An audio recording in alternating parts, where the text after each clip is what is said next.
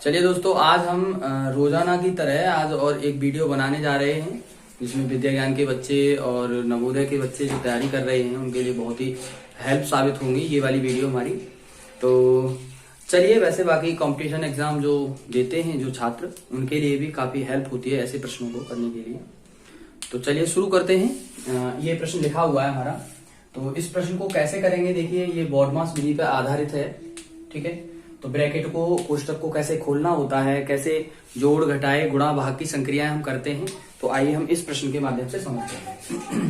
देखिए दोस्तों, सबसे पहले हमें जरूरी होता है तो छोटे वाला कोष्टक। सबसे पहले हम क्या करेंगे, इस छोटे वाले कोष्टक को ही हल करेंगे। अगर आपने कोशिश करी यहां से हल करने की तो आपका जो आंसर है वो गलत होने के चांसेस बढ़ जाते हैं, गलत हो जाता है। चलिए तो शुरू करते हैं हम यहां से। तो सबसे पहले हम देखेंगे 3 में से 2 को निकालेंगे तो कितना बचेगा, 1 बचेगा। तो दोस्तों ये वाला ब्रैकेट जो है वो हमने हटा दिया है, हट चुका है हमारा ब्रैकेट। अब ये जो संख्या आएगी वो बड़े वाले ब्रैकेट में, बड़े वाले कोष्टक में आ चुकी है। इधर हमारा क्या है, प्लस है। प्लस के बाद क्या है, इधर 4 है, 4 है, और 4 के बाद डिवाइड है, 8 है, और बड़ा वाला ब्रैकेट है। चलिए, इस ये बची हुई संख्या है इसको भी हम ऐसे ही उतार लेते हैं। उसके बाद अब करना क्या है हमें, उसके बाद क्या करना है, अब हम आगे बड़े कोष्टक के अंदर। अब बड़े कोष्टक के अंदर देखेंगे हम कि हमारी प्लस की संख्या है, माइनस की है, गुणा की है, भाग की है। तो सबसे पहले हमें करना होता है भाग, उसके बाद गुणा, उसके बाद जोड़, उसके बाद घटाव। तो देखिए यहाँ पर भाग किसमें हो रहा है, 4 का भाग हो रहा है, किसमें 8 में भाग हो रहा है, ठीक है। तो सबसे पहले हम इसकी संक्रिया करेंगे, भाग की संक्रिया करके भाग करके निकाल लेंगे। इसमें 4 का भाग यदि 8 में दिया तो कितनी बार गया, 2 बार गया, और पीछे वाली संख्या को उतार लेंगे, ऐसे ही ये बार गया। अभी दोस्तों हमारा छोटा यानी बड़ा वाला ब्रैकेट अभी खत्म नहीं हुआ है। उसके बाद अब देखिए दूसरे नंबर पर हमारा क्या है, जोड़। अब इनको दोनों को जोड़ लेंगे, तो इनको दोनों को जोड़ा तो कितना हो गया, 3। अब जैसे ही कोष्टक के अंदर हमारी पॉजिटिव में एक संख्या रह जाती है, प्लस में एक संख्या रह जाती है, हम कोष्टक को हटा देते हैं। उसके बाद क्या करते हैं, अगली वाली संख्या को लेते हैं। अगली वाली संख्या क्या है, 16। अब दोस्तों इन दोनों संख्याओं को आप ऐड कर सकते हैं, जोड़ सकते हैं, और आपका फाइनली आंसर आ जाएगा। तो आपने देखा कि 16 और 3 दोनों को जोड़ेंगे तो कितना हो जाएगा, 19 यानी 19। और यही दोस्तों हमारे इस प्रश्न का यानी इस समीकरण का उत्तर है। चलिए अगला प्रश्न लेते हैं। अगला प्रश्न आपके बोर्ड पे है। प्रश्न है कि 120% दशमलव में किसके बराबर है। यानी अगर इस 120% को आप दशमलव में लेके आएंगे तो इसका मान दशमलव में क्या आने वाला है। चलिए देखते हैं। तो सबसे पहले हमें क्या करना है, 120 को उतार लेना है। उसके बाद ये जो परसेंट का चिन्ह दिखाई दे रहा है, इस परसेंट के चिन्ह को आप बट्टे में 100 मान के रख लेंगे, ठीक है। अब आपको संख्याओं को काटना है। 0 से हमारा 0 कट गया, बचा हमारा क्या, 12/10। 12/10 को भी और आप अगर काटेंगे तो वही है, फिर से डिवाइड करना पड़ेगा आपको। 5 बचेगा, फिर 5 का भाग करना पड़ेगा। तो आप ऐसा मत करिए। आपको करना क्या है, आप ये वाली संख्या को उतार लीजिए, ऊपर वाली संख्या को आप ऐसे ही उतार लीजिए। और ये जो आप 10 के गुणज में आप संख्याएं देख रहे हैं, 10 के गुणज में कोई भी संख्या, इसको भी हम दशमलव में बदल सकते थे। तो आप देखेंगे कि ये क्या है, ये दशमलव का ही रूप है। इसको हम दशमलव बनाएंगे। अभी एक को मान लो दशमलव मान लेते हैं, लेकिन ये देखेंगे 0, यानी कितने 0 से आगे है ये वाला दशमलव, तो 1 0 से आगे है ये दशमलव। तो ऐसे ही हम क्या करेंगे, इस उतारी हुई संख्या में एक संख्या से ये जो दशमलव है, 1 है, इसको दशमलव बना के रख देंगे। यहाँ 1 0 है तो हम यहाँ क्या कर देंगे, 2 के आगे यानी 2 के एक संख्या के आगे दशमलव लगा देंगे। यही हमारा आंसर आ जाएगा।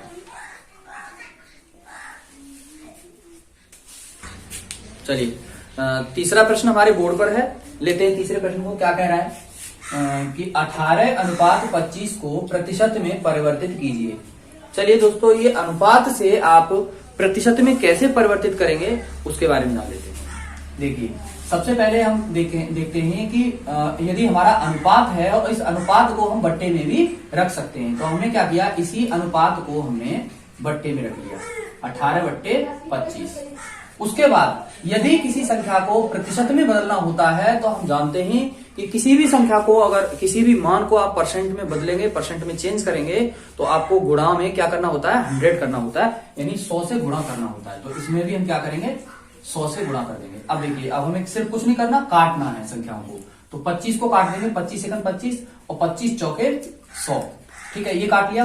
और 18 को 4 से मल्टीप्लाई कर देंगे, तो 18 चौके 72, 72% ये हमारा इसका आंसर आ जाएगा। चलिए, अगला प्रश्न आ चुका है बोर्ड पे हमारे पे। तो अगला प्रश्न लेते हैं कि 4 दिनों का कितने प्रतिशत 6 घंटे हैं, ठीक है। तो इसको, इस सवाल को कैसे करेंगे, आइए देखते हैं। तो सबसे पहले हमें देखना है कि 4 दिनों में हमें क्या निकालना है, 4 दिनों में घंटों की संख्या निकालनी है, घंटों की संख्या, यानी हमारे कितने घंटे हो गए 4 दिनों में। तो हम जानते हैं एक दिन में हमारा कितना घंटे होते हैं, 24 घंटे होते हैं। तो 24 में 4 दिन में कितना होगा, 4 दिन में कितना घंटे होगा, ऐसे करके गुणा करके देख लेते हैं। तो 4 गुणा 24, 24, ठीक है। तो इसको आप गुणा कर लेंगे तो घंटों की संख्या निकल के आ जाएगी। तो कितनी निकल के आएगी, 24 चौके 96, तो 96, यानी 96 घंटे हमारे बन रहे हैं किसमें, 4 दिनों के अंदर। तो अब हम घंटों के हिसाब से निकालेंगे, ठीक है। चलिए हम इसको इरेज करते हैं और इसको मिटा के अब हम करते हैं 96 घंटे आ गए हैं हमारे, ठीक है। तो हम कहेंगे 96 घंटे का कितना प्रतिशत 6 घंटे हैं। तो हमें 6 घंटे का ये परसेंट निकालना है, और परसेंट निकालने के लिए हम क्या करते हैं, 100 से मल्टीप्लाई कर देते हैं। ये वाली देखिए, हमेशा ध्यान रखिए, टोटल संख्या यदि परसेंट निकालना है आपको, तो टोटल संख्या आपको कहां रखनी होती है, नीचे, और जिसका परसेंट निकालना है उस संख्या को आप बट्टे में ऊपर रखते हैं। और परसेंट निकालने के लिए हम क्या करते हैं, 100 से 100 से गुणा कर देते हैं, ठीक है। चलिए, अब इसको सिर्फ काटना पीटना है हमें, चलिए काटते हैं। तो 6 से काटते हैं, 16 से 96, ये 16 बार कट गया, ठीक है। अब हमारे पास क्या बचा, 100 ऊपर है हमारा और 16 हमारा नीचे है। तो अब 16 का डिवाइड करते हैं 4 से कट रही है, 4 चौके 16 और 25 चौके 100, 4 से 25 बार तो काट दिया। अब आप इसको सॉल्व करेंगे, यही हमारा क्या है, आंसर आ गया। वैसे तो इतना भी आप ऑप्शन में देखते हैं हम कि ऑप्शन में किस प्रकार से दिया गया है, हमारा विकल्प किस हिसाब से दिया गया है, उस हिसाब से निकाल लेंगे। यदि आपको 4 से निकालना है, 4 वाला भी निकालना है, तो आप ऐसे कर लेंगे, 4 का दशमलव में लेके जाना है आपको, तो आप ऐसे कर लेंगे, 4 6 24 आ जाएगा, यहाँ पर दशमलव में 1 आ जाएगा, बट शेष में, उसके बाद दशमलव लगा लेंगे, और उसके बाद यहाँ लगा लेंगे 0, 4 दूनी 8 आ जाएगा यहाँ पे, और उसके बाद 2 बचा, और फिर से 0 लगा के 4 20, ठीक है। तो दोस्तों, इस प्रश्न का हमारा सही आंसर आ जाएगा 6.25%, ये वाला इसका सही आंसर आ जाएगा। चलिए दोस्तों, अगला प्रश्न हमारे बोर्ड पे आ चुका है, और इस प्रश्न को कैसे करेंगे, साधारण ब्याज से एक प्रश्न ले लिया है हमने। तो देखते हैं, ऐसे प्रश्न, बहुत ही सिंपल प्रश्न है, और इसको करने का तरीका क्या है वो देख लीजिए आप। देखिए, सबसे पहले हमें ये पता होना चाहिए, छोटे बच्चों के लिए प्रश्न है ये, कि इस प्रश्न में साधारण ब्याज में क्या क्या चीजें जरूरी होती हैं। तो मैं थोड़ा सा इसमें डिस्कस करूंगा सवाल को बताने से पहले कुछ चीजों को। देखिए, साधारण ब्याज में कुछ चीजें होती हैं, जैसे मूलधन, और बच्चों को ये पता होना चाहिए कि मूलधन क्या होता है, ठीक है। उसके बाद होती है दर क्या होती है, दर ये पता होना चाहिए कि दर क्या होती है हमारी, और दर के साथ साथ क्या है, समय कौन सा समय होता है, ये है ना, ये पता होना चाहिए बच्चों को। और क्या पता होना चाहिए, और एक होता है मिश्रधन, ये मिश्रधन बच्चों को पता होना चाहिए कि ये मिश्रधन क्या होता है। तो बच्चों, ये अगर पता नहीं है आपको तो दिक्कत आ सकती है, क्योंकि सवाल निकालने के लिए तो हम ऐसी एक ट्रिक बता देंगे, सवाल निकल के आ जाएगा आंसर, लेकिन हमें ये पता होना चाहिए अच्छे से कि इसका मतलब क्या होता है। तो सबसे पहले जान लेते हैं। देखिए, मूलधन क्या होता है, जिस पैसे को, जिस रकम को आप किसी से ब्याज पे लेते हैं, मान लो मैंने 10,000 रुपए किसी से ब्याज पे लिए, तो 10,000 रुपए जो होंगे वो क्या होंगे, मूलधन होगा। लेकिन इस प्रश्न में अगर हम बात करें तो मूलधन कितना होगा, 200 रुपए। इस प्रश्न में बात कर रहा है मूलधन 200 रुपए के मूलधन की बात कर रहा है, ठीक है। तो मूलधन यानी प्रिंसिपल क्या होता है, जो रुपए लिया जाता है उधार, ब्याज पे जितना पैसा लिया जाता है। उसके बाद दर क्या होती है, दर होती है किसी व्यक्ति से हमने पैसा लिया, 10,000 रुपए मान लो मैंने पैसा लिया, अब वो ब्याज तय करेगा, मुझे जरूरत है उस हिसाब से ब्याज तय करेगा कि 5% की ब्याज चलाएगा, 4% की चलाएगा या इससे ज्यादा, तो वो दर होती है, परसेंट यानी रेट ब्याज की। तो देखिए इस प्रश्न की अगर बात करें तो हम कितनी 10%, ये दिखाई दे रही है यहाँ 10%, इसलिए दर चल रही है, इसमें दर कितनी, रेट ब्याज की दर क्या है 10%। चलिए उसके बाद समय क्या होता है दोस्तों, मैंने पैसा ले लिया, मान लो मैंने पैसा लिया होगा मतलब 2-4 महीने के लिए, लेकिन बाय डिफॉल्ट मैं पैसा नहीं लौटा पाया और मुझे टाइम लग गया। टाइम कितना लगा, मान लो 2-3 साल में मैंने उस पैसे को अदा किया, चुकाया उस पैसे को, तो जो समय काउंट होगा, अब हम जो ब्याज को काउंट करेंगे तो समय में क्या पड़ेगा, 4 साल, अगर 4 साल बाद पैसा लौटा रहा हूं तो 4 साल डालेंगे उसमें। लेकिन हम इसमें बात करें तो इसमें समय दिया गया है हमारा 2 वर्ष का, तो 2 वर्ष का हमारा इसमें समय है।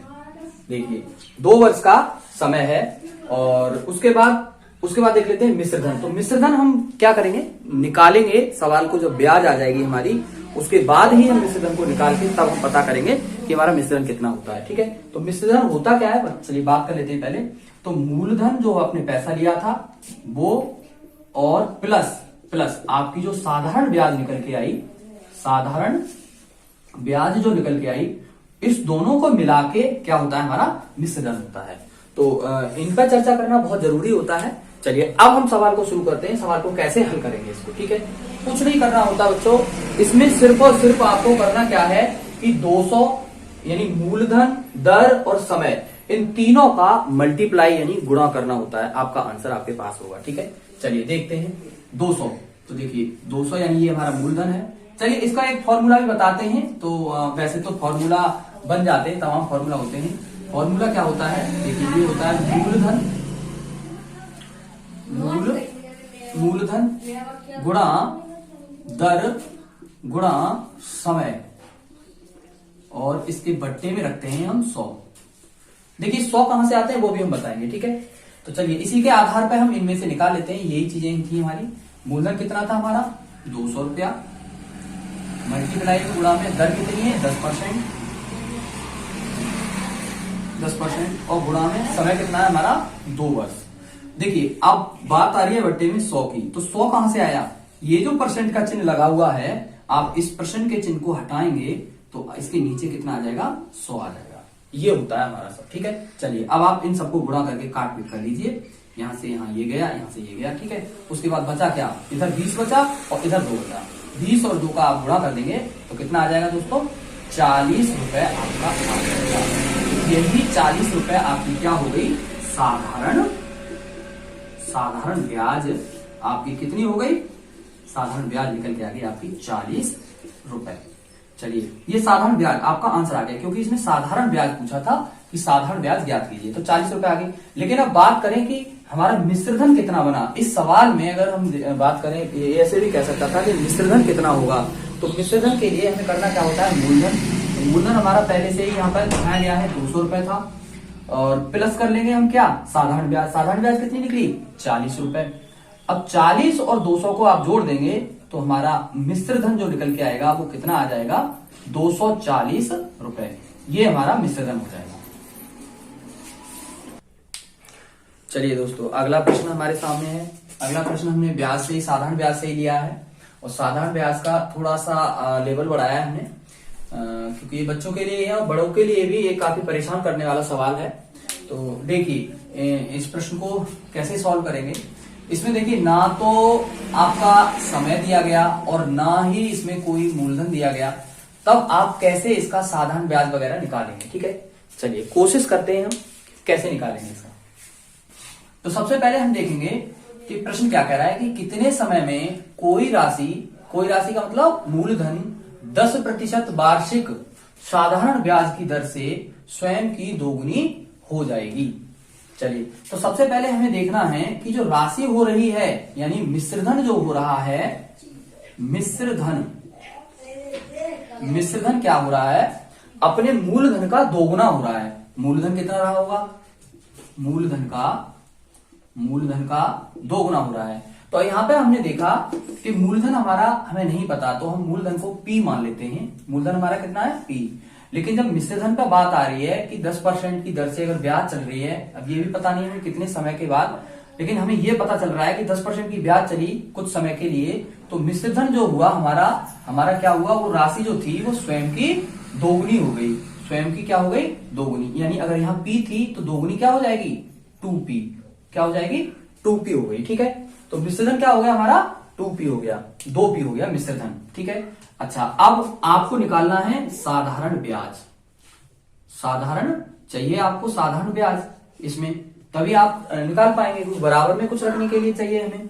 तो साधारण ब्याज के लिए हमें करना क्या है कि आप मिश्रधन में से आप अगर मूलधन को घटा देते हैं, ठीक है, यहां से देखिए मिश्रधन में से, ये मिश्रधन है हमारा, और मिश्रधन में से मूलधन को आप घटा दें, तो बराबर में हमारा क्या बच जाता है, साधारण ब्याज।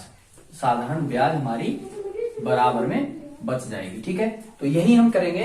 तो आप मूलधन कितना था, देखिए 2P हमारा क्या था, ये मिश्रधन था, और मिश्रधन में से हम मूलधन इस तरह P घटा देंगे। अगर 2P में से 1P घटा देंगे तो हमारा साधारण ब्याज कितना आ जाएगा, ओनली P, 1P आ जाएगा हमारा साधारण ब्याज। तो साधारण ब्याज बराबर हमारा हमने निकाल लिया इस तरह से कि 1P हमारा क्या आ गया, साधारण ब्याज आ गया। चलिए अब हम देखिए इसको इक्वेशन में रखते हैं, फॉर्मूला में रखते हैं, जो फॉर्मूला करने का सही तरीका होता है। तो यहां कर लेते हैं, देखिए कोई धन हमने माना P, और कितने समय में नहीं पता, हमने माना T उसको। ठीक है, टाइम को मान लिया हमने T। उसके बाद 10% दर कितनी है उनकी, 10% की। ठीक है, बट्टे में 100 लगा लेंगे, और बराबर में साधारण ब्याज कितना आ रहा है। तो यहाँ साधारण ब्याज रखने के लिए हमें होना चाहिए, तभी हम इस सवाल को, ऐसे सवालों को हल कर पाएंगे। तो साधारण ब्याज हमारा कितना आया, हमें ऐसे इस तरीके से निकाल लिया साधारण ब्याज, और साधारण ब्याज आया हमारा P। क्या आया, P। चलिए अब हम इसको सॉल्व करने की कोशिश कर रहे हैं। चलिए 10 से हमने इसको काट दिया कितनी बार, 10 बार। ठीक है, ऊपर हमारा क्या बचा, P गुणा T बचा, और नीचे बचा हमारा 10, और बराबर में है P। और इस 10 को अब हम इधर लेके जाएंगे, तो यहां से हम हटा दे रहे हैं अभी, तो 10 इधर लेके गए तो मल्टीप्लाई में हो गया यहाँ 10। उसके बाद अब हमें टाइम चाहिए। देखिए इस प्रश्न में पूछा क्या गया है, कितने समय में, तो हमें टाइम चाहिए। तो टाइम आप यही रखेंगे, T मतलब समय आप यही रखेंगे, क्योंकि यहाँ हमने निकालना है, और P को आप उधर लेके जाएंगे बारी बारी से, जैसे अभी लेके गए थे। तो P को आप उधर लेके जाएंगे, तो उधर पहले से ही क्या है हमारा, P गुणा 10 पहले से ही है, और आप फिर से P को लेके गए तो ये मल्टीप्लाई में, गुणा में है, और उधर लेके जाएंगे तो किस में चला जाएगा, भाग में जाएगा। भाग में संख्या नीचे रखते हैं। ठीक है, अब देखिए, अब इसको देखेंगे आप, तो इस P से P को काट देंगे। ठीक है, तो T बराबर हमारा क्या दिखाई दे रहा है, ओनली 10, यानी 10 बच गया हमारा। तो T बराबर यानी समय बराबर हमारा कितने को क्या गया, 10 वर्ष। और दोस्तों यही इस प्रश्न का आंसर हो जाएगा। चलिए दोस्तों, अगला प्रश्न हमारे बोर्ड पर है, और इस बार हमने परिमाप से संबंधित यानी क्षेत्रफल, एरिया से संबंधित प्रश्न को लिया है। तो देखते हैं इसको कैसे निकालेंगे। चलिए, एक प्रश्न है, एक वर्गाकार बाग का परिमाप 194 मीटर है, इसका क्षेत्रफल ज्ञात कीजिए। तो दोस्तों परिमाप दे दिया गया है। चलिए सबसे पहले हम एक इमेज खींचते हैं, एक इमेज को ड्रॉ करते हैं। एक वर्गाकार दोस्तों जानते होंगे आप, वर्गाकार का मतलब है वर्ग आकार की आकृति। ठीक है, वर्ग के आकार की आकृति। तो ये वर्गाकार पार्क है, क्या है, ये वर्गाकार पार्क की हमने एक इमेज खींच ली है, वर्गाकार पार्क है। इसका परिमाप दे रखा है दोस्तों, इसका परिमाप कितना है, परिमाप है इसका 194 मीटर। ठीक है, अब हमें यह जानना जरूरी होता है कि परिमाप होता क्या है। परिमाप होता है दी हुई आकृति की चारों साइडों का योग, यानी इसका यानी ये कितनी है, ये कितनी है, ये कितनी है, ये कितनी है, इन चारों को जोड़ लेंगे तो हमारा परिमाप आ जाएगा। तो इन्होंने जोड़ के पहले से ही रखा हुआ है 194 मीटर, तो आपको इन्होंने इकट्ठा करके यहाँ कर लिया है। अब आपको यहाँ बांटना है, और अगर आपकी लंबाई और चौड़ाई आ जाएगी तो आप क्षेत्रफल आसानी से निकाल पाएंगे।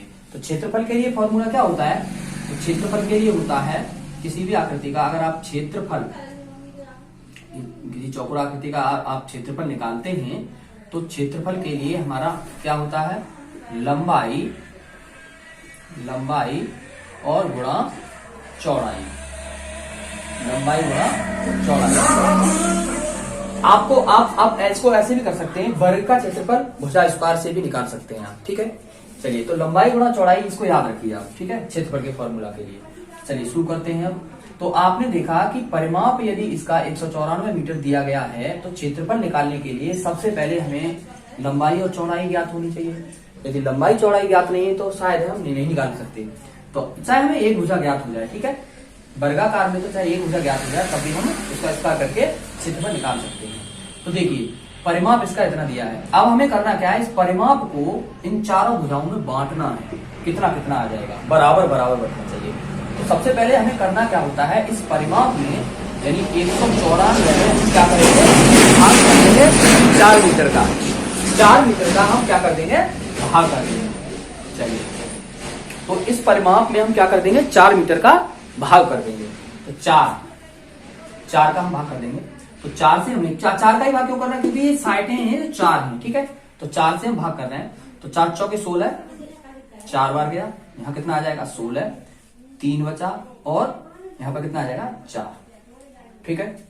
अब 4 सत्ते 4 अट्ठे 32, क्षमा करें, 4 अट्ठे 32, कितना बचा 2, पॉइंट लगाएंगे, 0 बढ़ा लेंगे और 4 पन्ना 20, ठीक है।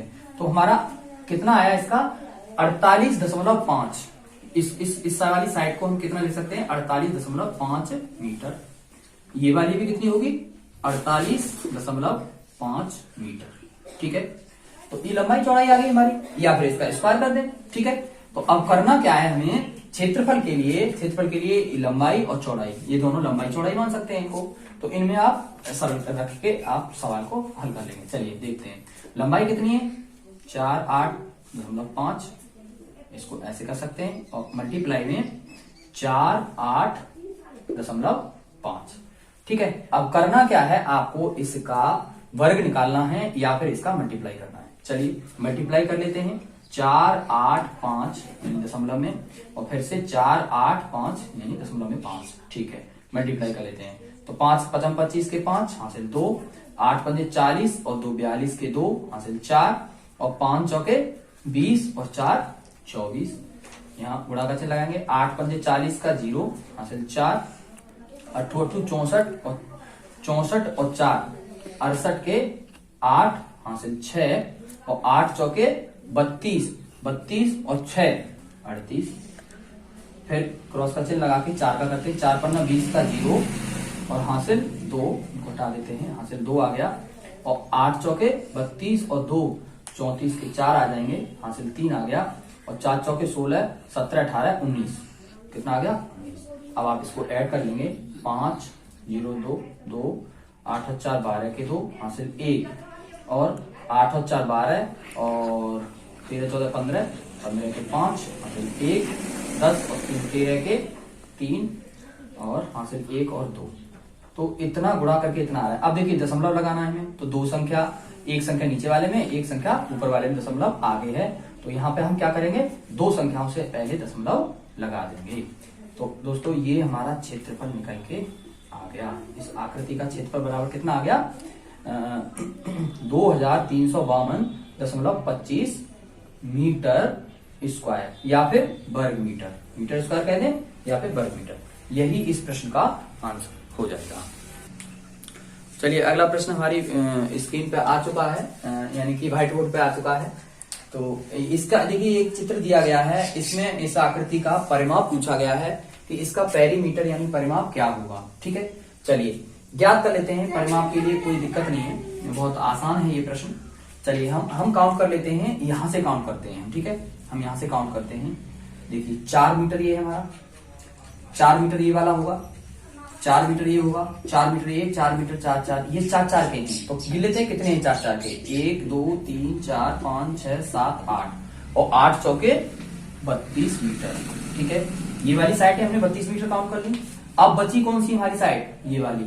तो 2 2 2 और 2, तो 2 चौके 8, 8 हमारी ये बची 8 मीटर, ठीक है। 8 चौक 32 और 8 पंजे 40, 40 मीटर इस पूरी आकृति का क्या हो गया, परिमाप हो गया। परिमाप बराबर क्या हो गया, इस पूरी आकृति का परिमाप बराबर कितना हो गया, 40 मीटर। और यही इस प्रश्न का आंसर है। लेकिन यदि आपसे पूछा जाता कि इस आकृति का क्षेत्रफल कितना निकलेगा, क्षेत्रफल ज्ञात करिए, तो इसी डाटा से हम आपको क्षेत्रफल निकालना बताते हैं। कैसे निकालेंगे इसका क्षेत्रफल, ठीक है। देखिए हमने देखा कि ये 4-4 मीटर की ये जो साइटें हैं ये 4-4 मीटर की हैं, ये वाली साइट है, ठीक है। ये साइटें 4-4 मीटर की हैं और ये वाली साइट कितनी है, 2 मीटर की है। तो आप ऐसे करिए, इनको खंडों में तोड़ लीजिए, केवल 3 खंडों में तो तोड़ना पड़ेगा ही पड़ेगा। तो आप पहला खंड यहां से बना लीजिए, ये वाला यहां से अलग कर लीजिए इसको, ठीक है। आपने इसको यहां से अलग कर लिया, ये वाला पूरा एक सेक्शन अलग बना लिया, ठीक है। इसका चौड़ाई कितनी है, 2 मीटर की, और इसकी लंबाई अब हमें निकालना पड़ेगा। तो देखो 4 मीटर की तो ये थी, 4 सेंटीमीटर, 4 सेमी की कितनी थी, ये थी 2 सेमी की चौड़ाई थी। तो 4 सेमी ये और 4 सेमी ये 8, और ये वाली जो थी ये 2 मीटर 2 सेमी थी, ठीक है। तो 2 सेमी यहाँ पर और बढ़ गई, यहाँ पर 2 सेमी, ठीक है। 2 सेमी और 4 सेमी यहाँ पर है, ठीक है। तो 4 और 4 8 और 2 10, तो ये यहां से लेके टोटल यहां तक की लंबाई कितनी हो गई, 10 सेमी। कितनी हो गई, 10 सेमी। अब हमें करना क्या है, ये 10 सेमी का लंबाई हो गई और ये चौड़ाई कितनी है, 2, तो 10 दूनी 20, तो 20 सेमी स्क्वायर, 20 सेमी स्क्वायर क्या हो गया, इस वाली बड़ी वाली आकृति का, लंबी वाली आकृति का क्षेत्रफल आ गया। चलिए तो यहां पर लिख लेते हैं हम 20 सेमी, 20 सेमी। उसके बाद करना क्या है, ये वाला सेक्शन बचा और ये वाला सेक्शन बचा। अब एक सेक्शन का निकाल लीजिए, उसका डबल कर लेंगे और हमारा इसका क्षेत्रफल आ जाएगा। तो देखिए यहां पर इसकी लंबाई कितनी थी, 4 सेमी, चलो 4 सेमी, और इसकी चौड़ाई कितनी थी, 2 सेमी। क्यों, क्योंकि 2 सेमी यहाँ है, 2 सेमी यहाँ है, सब बराबर हैं, तो 2 सेमी इसकी क्या थी, चौड़ाई थी। तो गुणा कर देंगे 2 और 4 दूनी 8, तो इसका कितना निकल के आ गया, 8 सेमी स्क्वायर, 8 सेमी स्क्वायर। तो 8 सेमी स्क्वायर हम यहाँ लिख ले रहे हैं। हाँ, 8 सेमी स्क्वायर लिखने से पहले यदि इसका 8 सेमी निकला है तो ये भी तो समान आकृति है, इसी के साइज की ये भी आकृति है, तो इसका यदि 8 सेमी निकला है तो इसका भी 8 सेमी निकलेगा। इसका हम डबल कर देंगे 8 सेमी का, तो 8 दूनी 16, यानी 16 सेमी हमारा इन छोटी छोटी वाली आकृतियों का निकल के आ गया। अब इसको आप जोड़ देंगे तो 6 और 3 36, तो 36 सेमी इस पूरी आकृति का क्षेत्रफल कितना निकला, 36 सेमी स्क्वायर। क्या निकला, ये क्षेत्रफल निकला। तो ऐसे करके हम इस क्षेत्रफल को निकाल सकते हैं। इस प्रकार की दी हुई आकृति के प्रकार की आकृतियों को हम क्षेत्रफल निकाल सकते हैं। देखिए अगला प्रश्न हमारा आ चुका है, नवा प्रश्न है। प्रश्न में कह रहा है कि 4 संख्याओं का औसत 15 है, तो इन संख्याओं का योग क्या होगा। यानी कोई 4 संख्या ली गई होंगी और फिर उनका जोड़ करके उनका योग निकाल के उनका औसत निकाला होगा, तो औसत कितना आ रहा है, 15। संख्या नहीं पता हमें, संख्याओं की केवल नंबर पता है हमें, कितनी संख्या थी, 4 संख्या थी, उनका औसत 15 था। तो इनका योग पूछा है हमसे, क्या पूछा गया है, योग कितना होगा इनका। चलिए निकालते हैं, ऐसे प्रश्नों को कैसे निकालते हैं। बहुत ही आसान ट्रिक है। देखिए सबसे पहले हमें औसत पता होना चाहिए। औसत कैसे निकालते हैं, तो औसत का फॉर्मूला होता है दी गई संख्याओं या राशियां कर सकते हैं, दी गई संख्याओं का योग और बट्टे में दी गई संख्याओं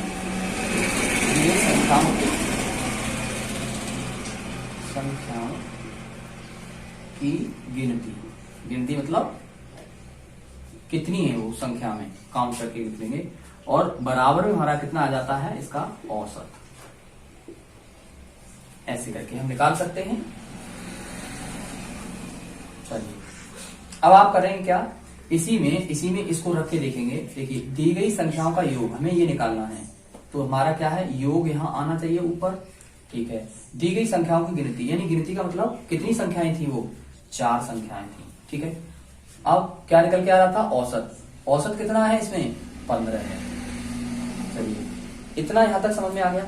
अब यदि आपको योग तक पहुंचना है तो आप क्या करेंगे कि संख्याओं का औसत से मल्टीप्लाई कर देंगे, यानी गुणा कर देंगे और आपका योग निकल के आ जाएगा। चलिए करके देखते हैं। यदि हमने 4 का 15 में गुणा किया तो योग बराबर कितना आ गया? योग बराबर आ गया 15 चौके 60। तो योग बराबर कितना आ गया? 60। यदि आपको इस प्रश्न को, इस आंसर को वेरीफाई करना है कि योग 60 ही होगा, तो आप ऐसे करके देख सकते हैं। योग की जगह पे आप 60 रख लें और 4 रख लें इन संख्याओं का, और इनका अगर आप औसत निकालें तो आप ऐसे काटेंगे यहां से, तो 15 ही औसत निकलने वाला है।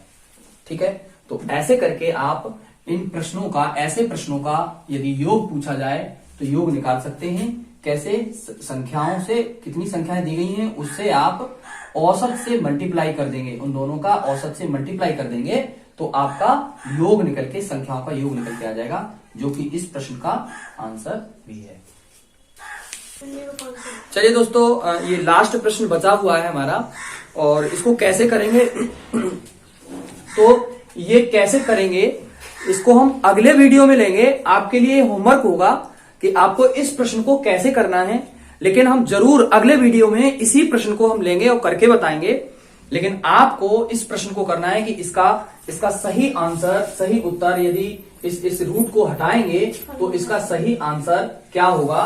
तो आपको इस हमारे कमेंट बॉक्स में, ठीक है, हमारे कमेंट बॉक्स में आपको इस आंसर का, इस प्रश्न का आंसर जरूर लिखना है।